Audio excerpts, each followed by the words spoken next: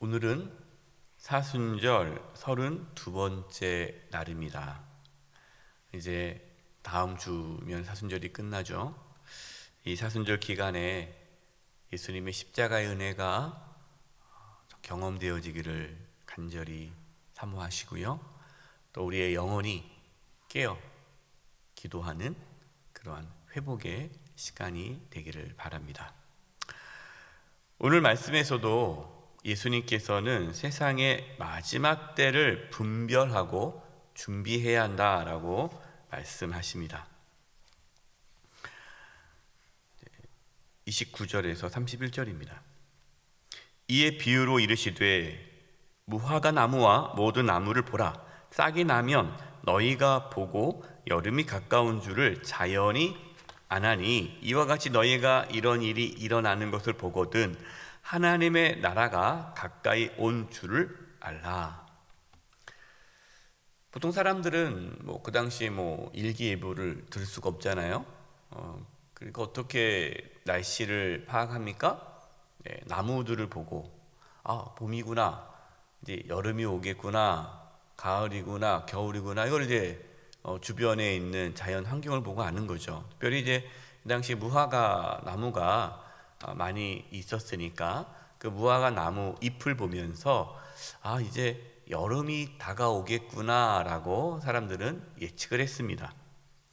예수님께서 그걸 비유로 말씀하신 거예요. 너희가 무화과 나무 잎을 보면서 여름이 다가왔구나는 너희가 분간할 수 있는데, 이제 하나님의 나라, 예수님의 재림으로 이루어지는 이제 하나님의 나라가 가까이 온 줄을 너희가 왜 알지 못하느냐.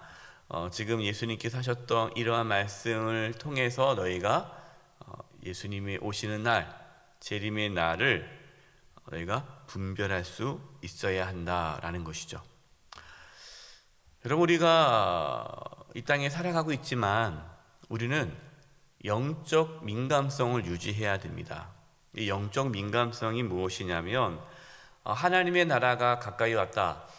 여기서 하나님 나라는 것은 이제 재림을 말하는 거죠. 예수님의 재림. 그래서 이제 이 세상의 심판이 이제는 가까이 왔다라는 것을 영적으로 느낄 수 있어야 합니다. 그렇다고 오해하면 안 돼요. 그 목사님 영적 민감성 갖고 있으면 예수님이 몇 년, 몇 월, 며칠에 오신다는 걸 압니까? 모르죠. 모르지만 가까이 왔다라는 것을 느낄 수가 있다라는 겁니다. 때는 모르지만 이제 가까이 오셨구나. 근데 우리가 어제 말씀드렸어요. 가까이, 예수님의 재림이 가까이 왔다, 종말의 때가 가까이 왔다. 언제부터가 종말이라고요? 예수님이 이 땅에 오신 날부터 종말이 시작된 거예요. 그러니까 예수님이 가까이 왔다라는 것을 우리는 늘 느끼면서 살아가는 겁니다. 하나님 나라가 가까이 왔다라는 것을 영적으로 느끼면서 살아가려면 하나님의 나라를 사모해야 돼요. 사모해야지 가까이 왔다는 걸 느껴지는 거예요. 사모하지 않으면요, 가까이 왔다라는 생각조차도 않고 그냥 그걸 인식을 하지 않죠. 기다리고 사모하는 자에게는 그 때가 느껴지는 거죠. 우리 아이가 아빠를 너무 좋아해요. 아빠를 너무너무 좋아합니다. 그러면 아빠 오기를, 퇴근하기를 기다려요. 그러면 이제 아빠 올 때가 됐는데 라고 하죠. 왜 그런 생각을 합니까? 사랑하고 기다리니까. 물론 목사님 반대도 있는데요. 물론 맨날 학대받은 아이도 아빠 올 때 됐는데 두려움이 들 수도 있겠지만, 이제 좋은 예로 우리가 어떤 것을 사모하고 또 기다릴 때에 그 때를 느낄 수 있다는 거죠. 33절입니다. 천지는 없어지겠으나 내 말은 없어지지 아니하리라. 천지, 여러분, 이 세상, 하나님께서 창조한 이 세상은 영원하지 않다라는 거예요. 없어진다는 겁니다. 그러나 하나님의 말씀, 우리 예수님의 말씀은 영원하다라는 거죠. 여러분의 마음은 어디에 있습니까? 영원하지 않고 변하는 세상에 있습니까? 아니면 영원히 변하지 않는 주님의 말씀에 여러분의 마음이 있습니까? 여러분, 우리는 없어지는 이 세상에 마음을 두는 것이 아니라 없어지지 않는 영원한 하나님의 나라, 하나님의 말씀에 우리의 마음을 둬야 되죠. 그래서 이렇게 말씀하시는 겁니다. 34절입니다. 중요하니까 우리 34절 말씀을 나눌 텐데요. 이 34절 말씀이 저와 여러분에게 주시는 말씀입니다. 같이 읽겠습니다. 시작. 너희는 스스로 조심하라. 그렇지 않으면 방탕함과 술 취함과 생활의 염려로 마음이 둔하여지고 뜻밖의 그 날이 덫과 같이 너희에게 임하리라. 너희는 스스로 조심하라. 조심하라는 거예요. 이 조심하는 게 뭡니까? 영적 긴장감을 갖는 거예요. 여러분이 언제까지 조심해야 됩니까? 예수님 맞이할 때까지, 우리가 주님 앞에 서는 그날까지 우리는 계속 조심해야 돼요. 선 줄 알면 뭐 할까? 넘어질까? 조심하라. 영적 긴장감을 가져야 돼요. 우리가 영적으로 긴장하지 않으면 예수님의 재림에 대해서 그냥 잊어버립니다. 예수님의 재림을 생각하지 않고 살아가요. 물론 여러분, 또 이 말씀을 오해하면 안 돼요. 그래, 우리가 예수님의 재림 생각하면서 막 불안해하고 예수님 언제 오실까? 불안한데? 그렇게 살라는 것이 아니에요. 예수님의 재림을 또 생각하라니까 일상의 삶을 포기하고 그냥 예수님 어서 오시옵소서, 그것도 잘못된 신앙이죠. 우리의 일상의 삶에서 영적 긴장감을 갖고 살아가는 것을 말씀하시는 거예요.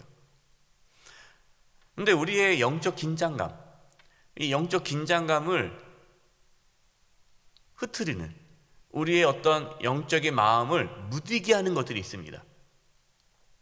여러분, 이것은 우리가 평생 살아가면서 우리가 경계해야 되고 조심해야 할 것들이에요. 그 세 가지를 예수님께서 말씀하시는데, 그 세 가지 뭡니까? 방탕함과, 두 번째 술 취함과, 세 번째 생활의 염려로.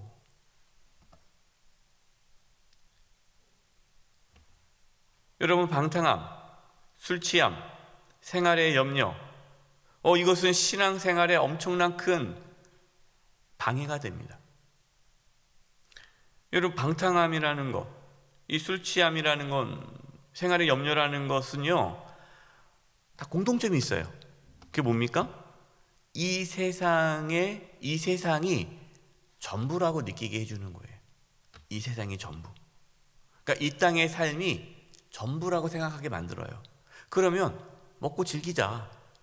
노세 젊어서 노세. 이 땅의 삶이 전부면 그냥 다른 거 있습니까? 그냥 흥청망청 그냥 노는 거죠. 술 취하는 거죠. 쾌락을 즐기는 거죠. 또 이 세상이 전부예요. 이 세상이. 그렇기 때문에 염려가 되는 거예요. 왜? 이 세상에서 이 생활의 염려, 이 세상이 전부니까 잘 살아야 되는 거예요. 그러니까 이 세상이 전부이기 때문에 이 세상의 삶의 미래에 대한 두려움이 있는 거죠. 그렇기 때문에 돈에 대한 염려, 잘 될까? 이 일이 잘 될까? 이 세상의 삶에 대한 집착으로 인해서 이 세상의 삶을 붙잡고 살아감으로 인해서 찾아오는 불안함과 두려움과 염려가 있다라는 거예요. 만약에 이 세상의 삶이 전부라면, 여러분, 죽음 이후에 세계가 없다면, 또한 예수님의 재림도 없고 이 세상이 영원하다면, 여러분, 우리는 당연히 방탕함과 술 취함과 생활의 염려를 할 것입니다. 당연한 거죠. 그러나 예수님의 재림은 반드시 있고, 죽음 이후에 하나님의 심판이 있기 때문에 우리의 마음이 둔하여지지 않도록 애써야 됩니다. 여러분, 사탄은요 끊임없이 우리를 미혹합니다. 방탕함과 술 취함과 생활의 염려로 마음이 둔하여져서 예수님의 재림에 대해서 생각하지 않게 만들어요. 지금 내가 당장 힘든데 뭐 예수님이 언제 오신지, 목사님 지금 먹고 사는 게 너무 힘든데 뭐 예수님이 언제 오든지 그게 무슨 상관입니까? 이렇게 생각할 수 있다는 거죠.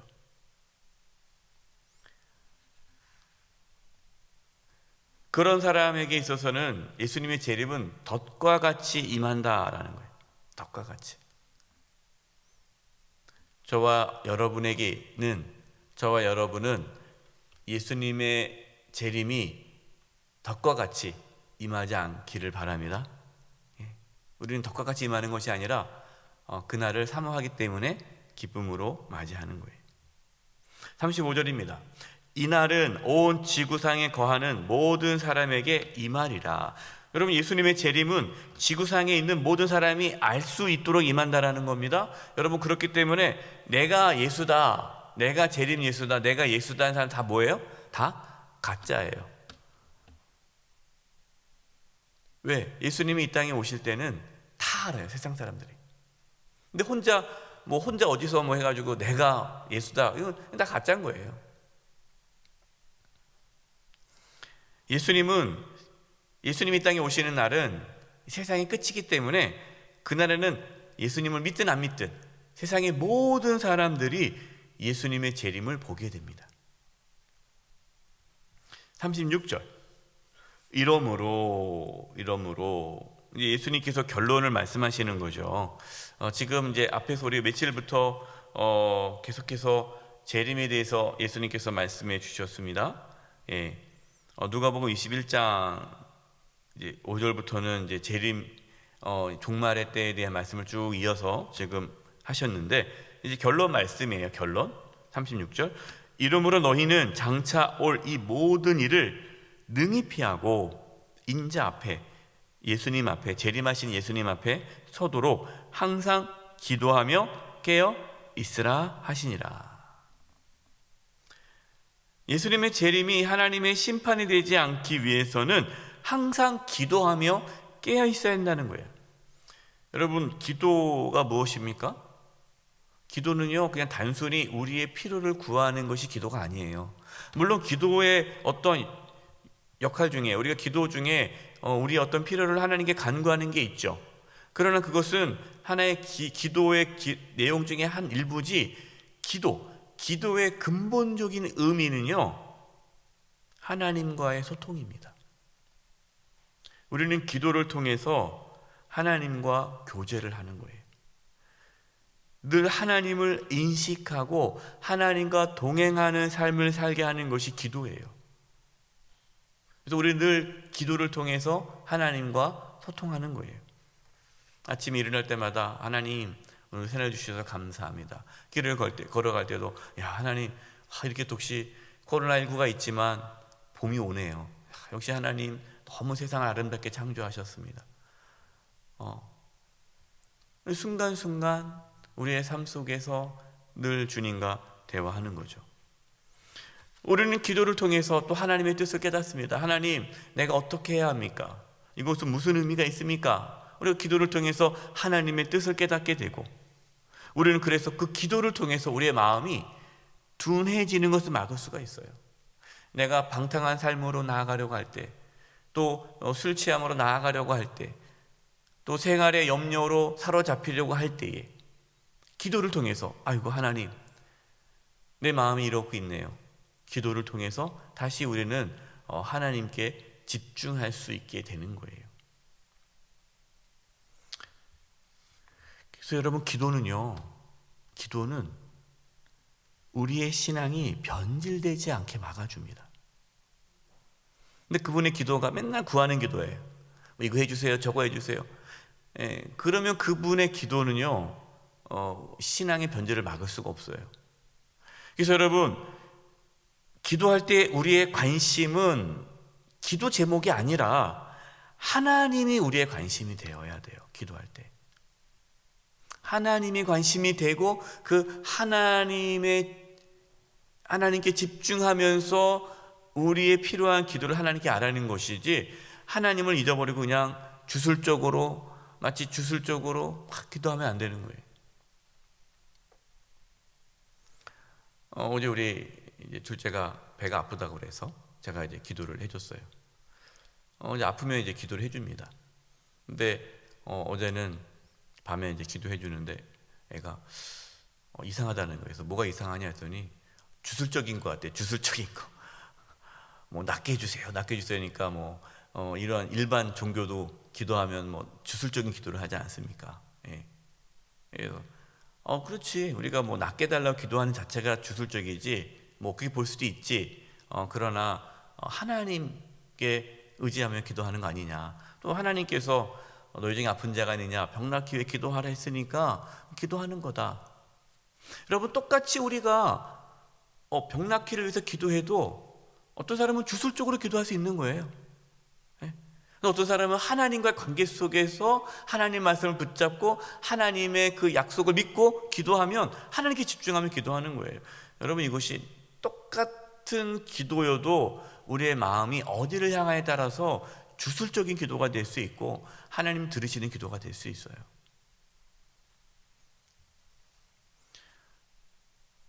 여러분, 우리는 하나님의 음성에 귀를 기울여야 됩니다. 기도하면서 하나님의 음성 귀를 기울여야 돼요. 그래서 영적인 잠에 들지 않고 영적으로 깨어있기 위해서 우리는 말씀과 기도의 삶을 지속해야 합니다. 우리는 지금 사순절을 보내고 있죠. 이 사순절 기간이 우리의 영혼이 깨어나고 다시금 우리가 예수님의 재림을 준비할 수 있도록 영적 긴장함을 갖도록 하는 그러한 절기가 되기를 바랍니다. 십자가의 은혜와 사랑, 그리고 구원의 은혜를 묵상하면서 예수님의 재림을 준비하시기 바랍니다. 37절입니다. 예수께서 낮에는 성전에서 가르치시고 밤에는 나가 감람원이라 하는 산에서 쉬시니. 예수님께서는 성전에서 가르치는 것을 멈추지 않으셨어요. 이제 곧 예수님은 십자가에 달리십니다. 지금 예수님은 생명의 위협을 느끼고 있죠. 그리고 지금 예수님을 잡아가려고 사람들이 혈안되어 있지 않습니까? 이러한 위험한 속에서도 단 한 사람이라도 하나님의 나라가 임하는 것을 준비하도록 하기 위해 예수님은 성전에서 가르치는 것을 멈추지 않으셨습니다. 38절. 모든 백성이 그 말씀을 들으려고 이른 아침에 성전에 나아가더라. 많은 사람들이 예수님의 말씀을 들으려고 이른 아침에 성전에 나왔습니다. 저와 여러분도 하나님의 말씀을 듣는데 열심을 낼 수 있기를 바랍니다. 이 새벽에 주일에 나오셔서 말씀을 들으시고 기도하시는 우리 성도님들, 여러분들은 이제 깨어있는 성도님들이신데 늘 깨어 기도하시고 하나님의 말씀으로 우리의 마음이 둔하여지지 않기를 간절히 축원드립니다. 기도하겠습니다. 하나님 아버지, 저희들의 마음이 둔하여지지 않도록 항상 깨어 기도하며 하나님의 말씀을 사모하게 하여 주시옵소서. 예수님의 오심을 저희들이 준비하게 하여 주시옵소서. 예수님의 이름으로 기도드립니다. 아멘.